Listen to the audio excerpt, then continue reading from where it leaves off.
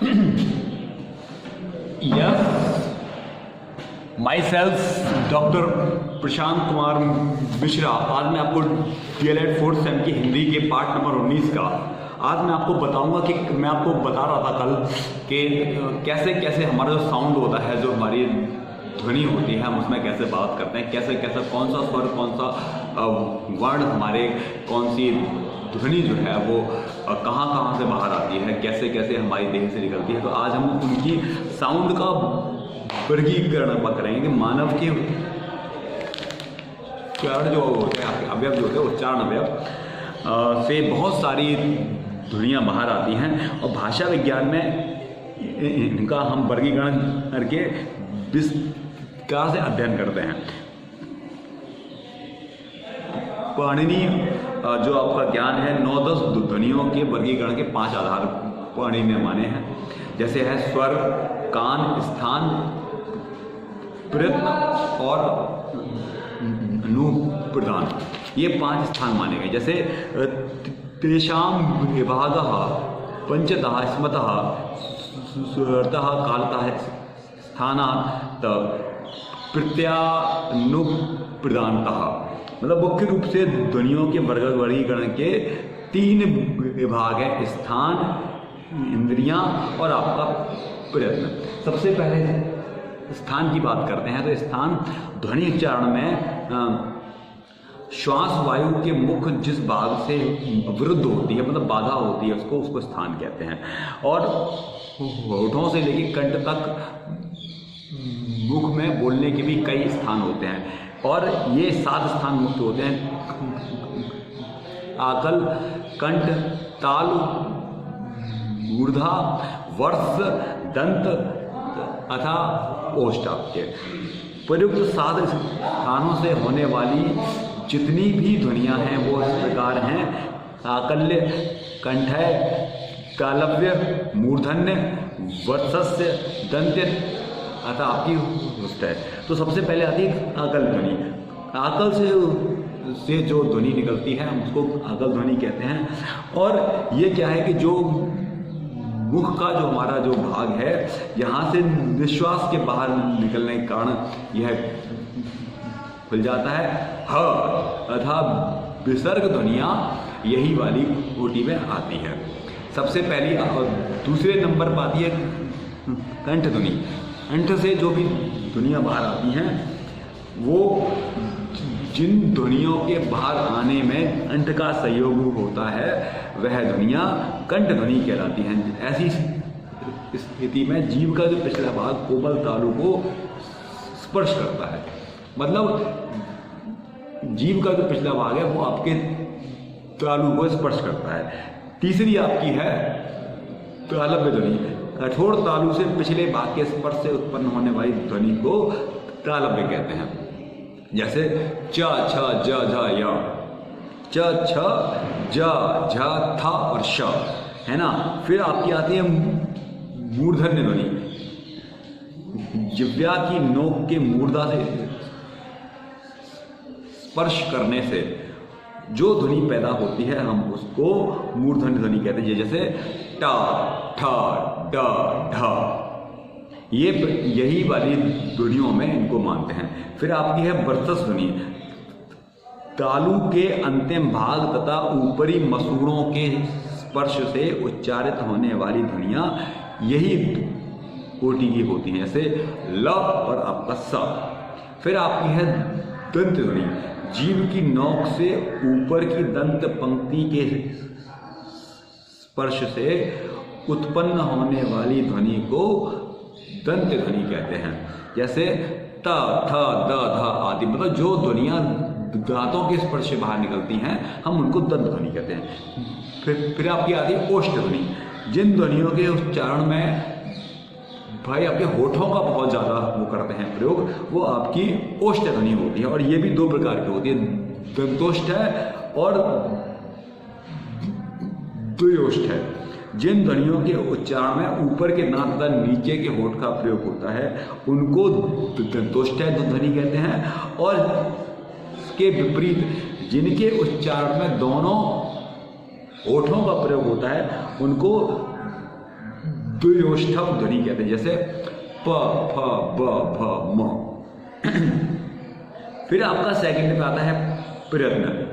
प्रयत्न मुख के वो व्यापार को कहते हैं जिसके सहारे वर्णों का उच्चारण होता है, मतलब या उच्चारण के लिए किया जाने वाला प्रयास ही प्रयत्न कहलाता है। मतलब जो भी हम उच्चारण के लिए प्रयुक्त करते हैं, कोशिश करते हैं, वो सारा प्रयत्न कहता है। डॉक्टर भोलानाथ तिवारी ने व्याख्या करते हुए लिखा है कि ध्वनियों के उच्चारण के लिए हवा को रोककर या किसी प्रकार को विकृत करना पड़ता है, इसी क्रिया को प्रयत्न कहते हैं। हर ध्वनि के लिए कोई ना कोई प्रयत्न करना पड़ता है। प्रयत्न के दो भेद होते हैं, अभ्यंतर प्रयत्न तथा बाह्य प्रयत्न। वे प्रयत्न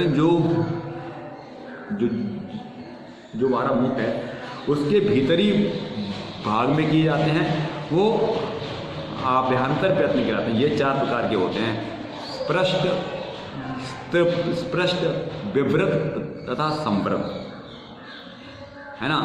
पहला आपका स्पष्ट है। इन ध्वनियों के उच्चारण में जीभ कंठ से लेकर होठ तक के सभी स्थानों को स्पर्श करती है, जैसे का खा गा घा, चा छा जा जा झा, पा फा बा भा, है ना।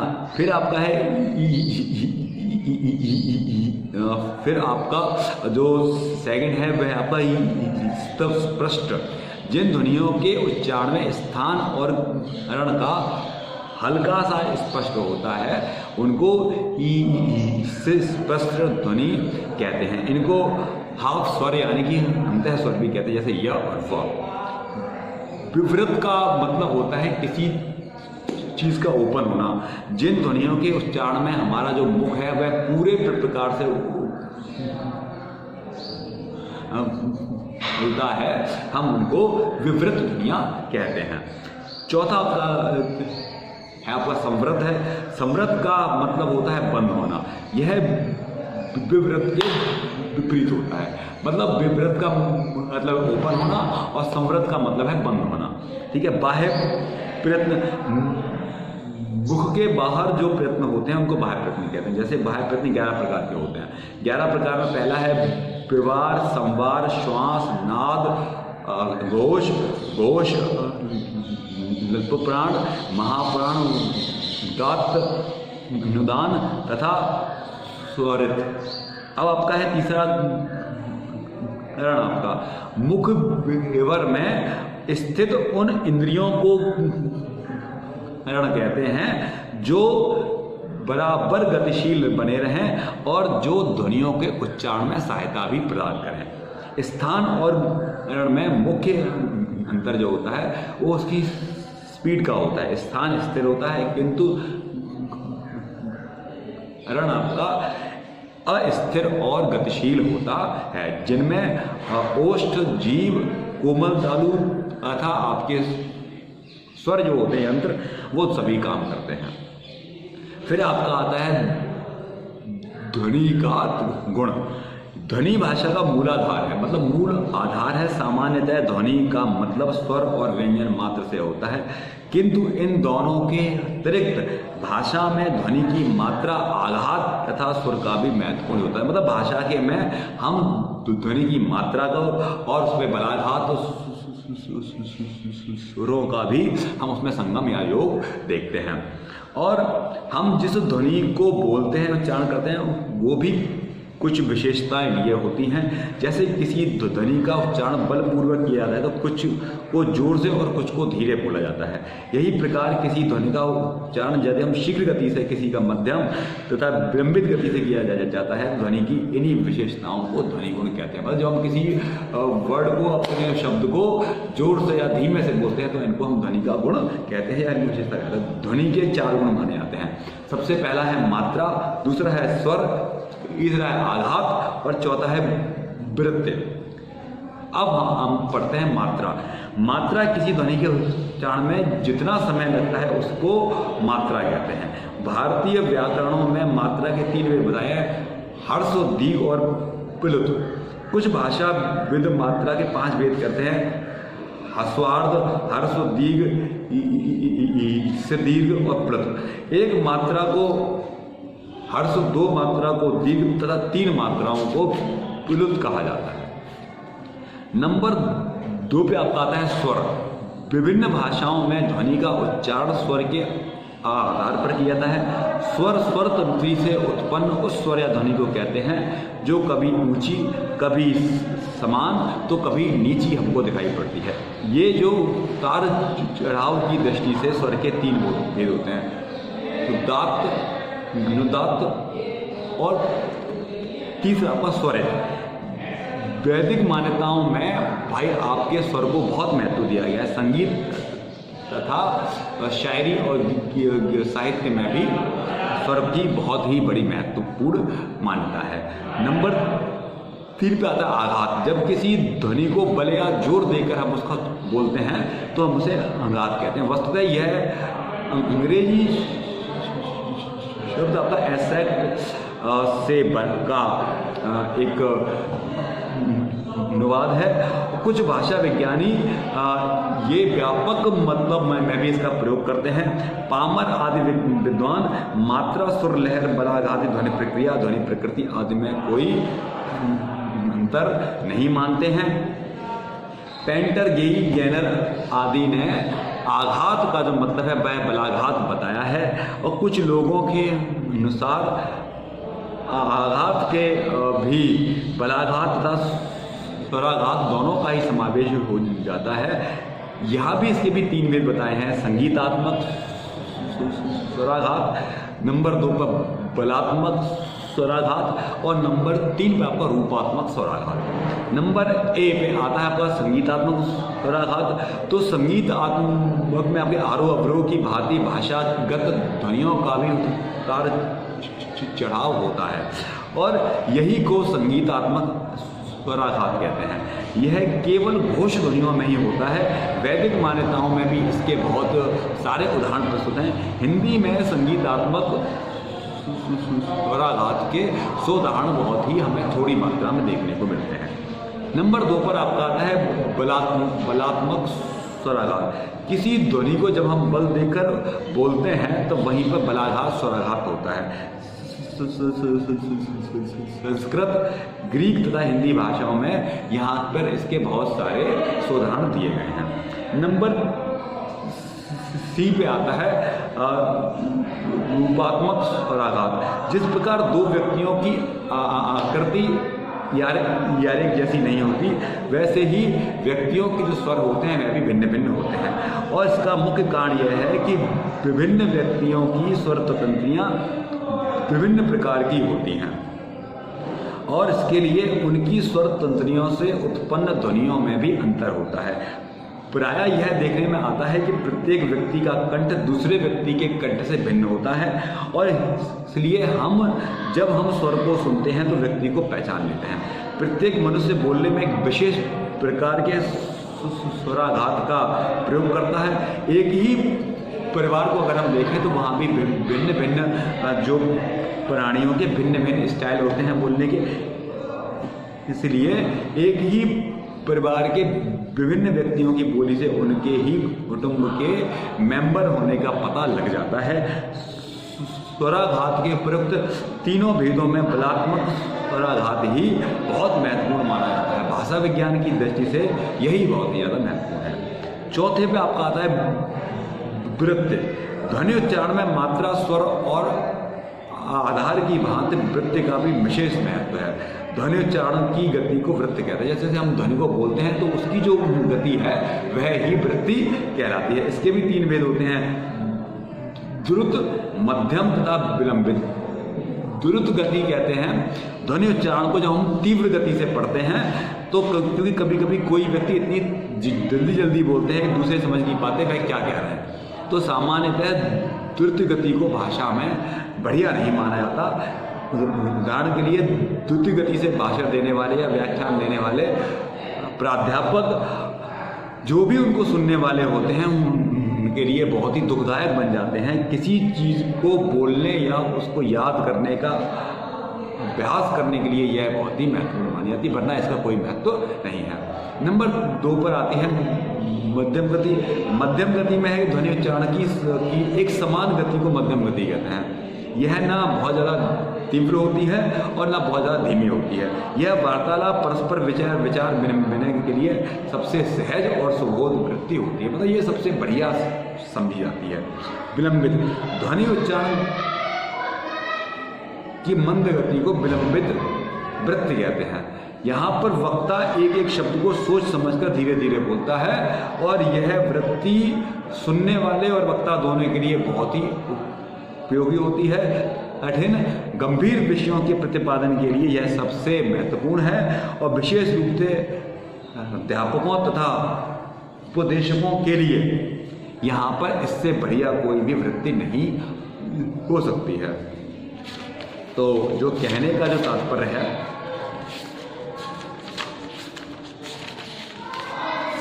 तो हम यहाँ पर वृत्ति को पढ़ते हैं और उनको हम जानते हैं। अच्छा, मेरा आपकी अगली हेडिंग है ध्वनियों के प्रकार, मतलब या हिंदी के स्वर व्यंजन और वर्गीकरण होगा। तो ध्वनियों का उच्चारण वायु के मुख से बाहर निकलते समय होता है। वायु के मुख से बाहर निकलते समय उसके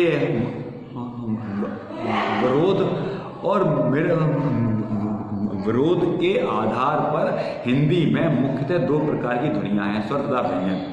मानक देवनागरी में जो वर्णमाला के अनुसार जो स्वर हैं वह हैं अ आ इ उ रे ए ओ औ, और यहाँ पर जो मूल स्वर है वह है अ आ इ उ रे, और जो आपके मिले जुले स्वर हैं वो हैं ए, बड़ी ए, छोटी ओ और बड़ी ओ। जैसे अधन ई बराबर ए, अधन ओ बराबर औ, अधन ए बराबर ए, अधन उ बराबर ओ। मात्राएं बड़े आकार डंडा, छोटी ई की मात्रा, बड़ी ई की मात्रा, छोटा ऊ, बड़ा ऊ, और छोटा ओ, बड़ा ओ, छोटी ए, बड़ी ए आदि होती हैं। नुस्वार की बात करें तो आपकी बिंदी होती अंग, और नुन नासिक की बात करें तो अंग है, और विसर्ग की बात करें तो अंगहा है। व्यंजनों की बात करें तो ये आपके होते हैं 33 होते हैं। का खा गा घा णा, चा छा जा झा, या टा ठा डा ढा णा, ता था दा धा ना, पा फा बा भा मा। और अंतस्थ की बात करें तो यारा लावा। सुमे की बात करें श स स हा। संयुक्त व्यंजनों की बात करें छत्तर ज्ञा, और जो मिश्रा वाला जो आपका होता है स्रा वो। और आपके हल चिन्ह की बात करें तो ड, और रीत जो आपके होते हैं चिन्हों की बात करें तो आ, ख, ज, फ। और यद्यप आपके ऋ को लिखित रूप से स्वर माना जाता है, परंतु आजकल हिंदी में इसका उच्चारण ऋ के समान ही है। अतः ये भाई आपका स्वर की श्रेणी में इसको नहीं लिया जाता है। फिर आपके आते हैं स्वर व्यंजन। स्वर व्यंजन का मतलब है स्वर का संधि विच्छेद शोधन है। यहाँ पर प्रत्यर्थक है, रे धातु से बना है। इसका मतलब है सुखपूर्वक गति या जिसके उच्चारण से बाधा न हो वह स्वर है। व्यंजन का संधि विच्छेद बेधन व्यंजन, यानी कि अंजन शब्द जो है अंज धातु से बना है, जिसका मतलब है अभिव्यक्ति। वह विशेषता के संयोग से अभिव्यक्ति होने पर वह व्यंजन कहलाता है। विशेषता का जो तात्पर्य है वह किसी की सहायता या किसी का सहयोग, और सहयोग से मतलब है कि स्वर की सहायता। अतः स्पष्ट है कि बिना बाधा बहने वाला, जहाँ जिसकी धारा में कोई भी बाधा ना हो, वह आपका स्वर कहलाता है। स्वर व्यंजन की परिभाषा पतंजलि ने इन दोनों की परिभाषा देते हुए लिखा है कि स्वयं राजन्ते स्वरा नो गभवित व्यंजनम। अर्थात जो स्वर उच्चारित होते हों वे स्वर कहलाते हैं तथा जो स्वरों को अनुसरण कर उच्चारित होते हैं वे व्यंजन कहलाते हैं। संसार की कुछ भाषाओं में ये प्रकार के शब्द देखने को मिलते हैं जिनका उच्चारण स्वरों की सहायता के बिना भी होता है, जैसे कि साउथ अफ्रीका में कि ईगो भाषा में ड ग ड़ ग ड ये पार्सल हैं। इसी प्रकार चेक रोमानिया की भाषा में ऐसे अनेक शब्द हैं जिनमें स्वर नहीं है। अतः भाषा शास्त्रियों ने एक ही परिभाषा दी है। स्वर की परिभाषा देते हुए कहते स्वर वह ध्वनि है जिसके उच्चारण में फेफड़ों से निकलने वाली वायु बिना किसी अवरोध के आपका जो मुख है उससे बाहर निकल जाती है। व्यंजन की परिभाषा है कि व्यंजन वह ध्वनि है जिसके उच्चारण में फेफड़ों से निकलने वाली वायु बाद गति से नहीं निकल पाती। इसका मतलब है कि व्यंजन के उच्चारण में घर्षण पार्श्व या कंपन करते हुए वायु बाहर निकलती है। व्यंजन में क्या है कि यहाँ पर हम करेंगे तो वो किसी से वायु टकराएगी, स्पर्श करेगी, कंपन करेगी, पीछे आएगी, आगे जाएगी, तो ये सब आपके व्यंजन के प्रकार होते हैं। तो आज मैं आपको यहाँ तक ही बताऊंगा। नेक्स्ट वीडियो में हम आपको स्वर और व्यंजन के जो भेद हैं वो बताऊंगा।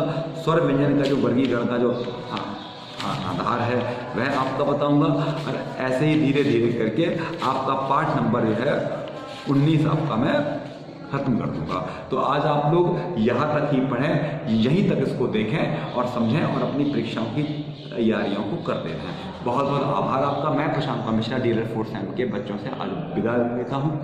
धन्यवाद आपका।